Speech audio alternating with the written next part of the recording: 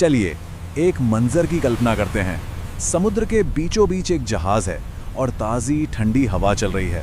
सब कुछ एकदम शांत है और फिर अचानक आंखों के सामने कुछ ऐसा होता है जिस पर यकीन करना मुश्किल हो जाए। पानी की सतह को चीरते हुए एक विशाल मिसाइल बाहर निकलती है। और ये कोई आम मिसाइल नहीं, ये एक न्यूक्लियर मिसाइल है। नहीं, ये कोई साइंस फिक्शन फिल्म का सीन नहीं है। ये अमेरिकी नौसेना के एक असली ट्राइडेंट 2 मिसाइल टेस्ट की हैरान कर देने वाली फुटेज है। तो सवाल ये उठता है कि आखिर ये कौन सी मशीन है जो समंदर के उन गहराइयों से, जहां कोई देख नहीं सकता, इतना ताकतवर हथियार लॉन्च कर सकती है। सबसे पहले बात करते हैं उस हथियार की जिसकी ताकत का कोई मुकाबला नहीं। सबमरीन लॉन्च्ड बैलिस्टिक मिसाइल, जिसे SLBM भी कहते हैं। ये दुनिया के सबसे खौफनाक हथियारों में से एक है। अब जरा इसकी ताकत का अंदाजा लगाते हैं और ये सच में होश उड़ा देने वाला है। देखिए, हिरोशिमा पर जो बम गिरा था उसकी ताकत थी करीब 13 किलोटन, और ये जो ट्राइडेंट 2 मिसाइल है इसके सिर्फ एक वॉरहेड की ताकत 475 किलोटन है। मतलब 36 गुना से भी ज्यादा तबाही सिर्फ एक हथियार में। ये फर्क ही बताता है कि हम विनाश के मामले में कितना आगे निकल आए हैं। तो आखिर इतनी बड़ी और भारी भरकम मशीन समुद्र पर काबू कैसे पाती है? इसका जवाब फिजिक्स के एक बहुत ही बेसिक सिद्धांत में छिपा है। दुनिया की हर सबमरीन आर्किमिडीज के सिद्धांत पर काम करती है।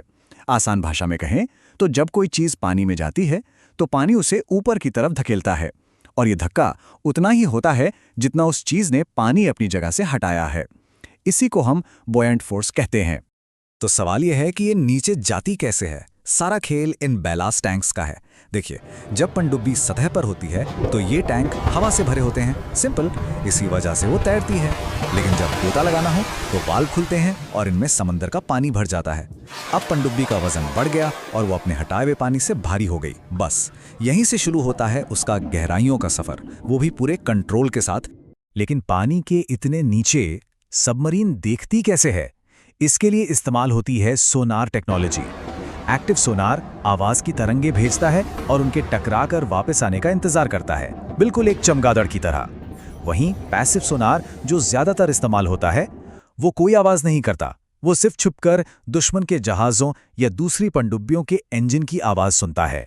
एक मिलिट्री सबमरीन को मोटे तौर पर 3 हिस्सों या डेक में बांटा जा सकता है। सबसे ऊपर का डेक होता है वेपन्स और अटैक सेंटर के लिए। बीच वाले डेक में कमांड सेंटर और क्रू के रहने की जगह होती है, जैसे कंट्रोल रूम और सोने के क्वार्टर्स। और सबसे नीचे मशीनरी और पावर का सारा तामझाम। और यहीं एक बहुत जरूरी बात सामने आती है। सबमरीन का सबसे बड़ा हथियार है उसका छिपकर रहना। पूरी सबमरीन पर साउंड को सोखने वाले रबर की एक मोटी परत चढ़ी होती है। यही वजह है कि तस्वीरों में ये काली दिखती हैं। ये परत किसी भी आवाज को बाहर जाने से रोकती है और सबमरीन को समुद्र की गहराइयों का एक खामोश भूत बना देती है। अब जरा उस बेहिसाब दबाव की बात करते हैं जो एक सबमरीन को झेलना पड़ता है। 500 मीटर की गहराई पर पानी का दबाव सतह के मुकाबले 50 गुना ज्यादा होता है। इसको ऐसे समझिए कि मानो सबमरीन की बॉडी के हर एक वर्ग मीटर पर दर्जनों कारें रख दी गई हों। इसके मजबूत ढांचे को इसी जानलेवा दबाव को झेलने के लिए बनाया जाता है। और ऐसे माहौल में इंसानों के लिए भी चुनौतियां कम नहीं हैं। एक टॉर्पेडो ट्यूब का डायमीटर सिर्फ 21 इंच होता है, और मजे की बात यह है कि इन्हीं पतली ट्यूब्स को इमरजेंसी में बाहर निकलने के रास्ते के तौर पर भी इस्तेमाल किया जाता है। सोचिए, ये कितना खतरनाक होता होगा, जिसके लिए महीनों की सख्त ट्रेनिंग दी जाती है।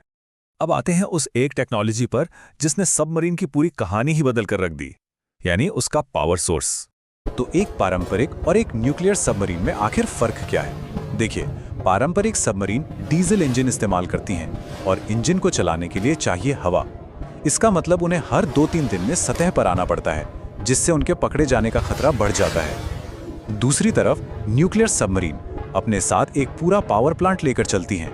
इसका न्यूक्लियर रिएक्टर बिना रिफ्यूलिंग के सालों साल चल सकता है, जिससे ये महीनों तक पानी के नीचे छिपी रह सकती है। जैसा कि इस लाइन में कहा गया है, ये लंबे समय तक पानी में डूबी रह सकती हैं।